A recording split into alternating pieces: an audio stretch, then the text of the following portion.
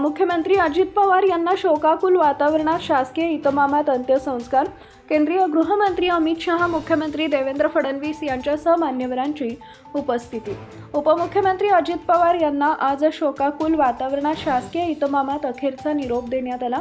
बारामती येथील विद्या प्रतिष्ठानच्या परिसरात त्यांच्यावर अंत्यसंस्कार करण्यात आले.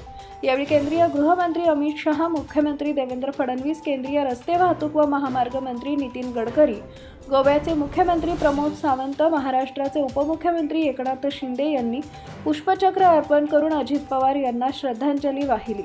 याशिवाय विधानसभेचे अध्यक्ष राहुल नार्वेकर, केंद्रीय राज्यमंत्री रामदास आठवले, प्रताप जाधव, रक्षा खडसे, मुरलीधर मोहोळ, विधान परिषदेच्या उपसभापती डॉक्टर नीलमताई गोर्रे, महसूल मंत्री चंद्रशेखर बावनकुळे, मंत्री छगन भुजबळ, उच्च व तंत्र शिक्षण मंत्री चंद्रकांतदादा पाटील, मंत्री हसन मुश्रीफ, आंध्र प्रदेशचे शिक्षण मंत्री नारा लोकेश, खासदार नीरजजी चंद्रशेखर, मंत्री गणेश नाईक, बाबासाहेब पाटील, मकरंद पाटील, दत्तात्रय भरणे, पंकजा मुंडे, गिरीश महाजन, मंगलप्रसाद लोढा, संजय राठोड, अदिती तटकरे, शंभूराज देसाई, जयकुमार गोरे, शिवेंद्रराजे भोसले, प्राध्यापक डॉक्टर अशोक उईके, नरहरी झिरवाळ तसेच राज्यमंत्री माधुरी मिसाळ, मेघना बोर्डीकर, आकाश फुंडकर उपस्थित होते. प्रशासनाच्या वतीनं राज्याचे मुख्य सचिव राजेश अग्रवाल यांनी श्रद्धांजली अर्पण केली.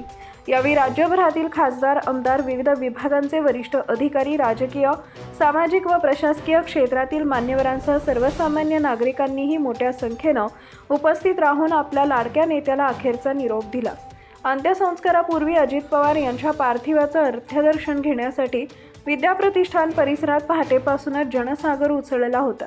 सामान्य नागरिक, शेतकरी, युवक, महिला तसेच विविध संघटनांचे प्रतिनिधी शांतपणे रांगेत उभे राहून श्रद्धांजली अर्पण केली.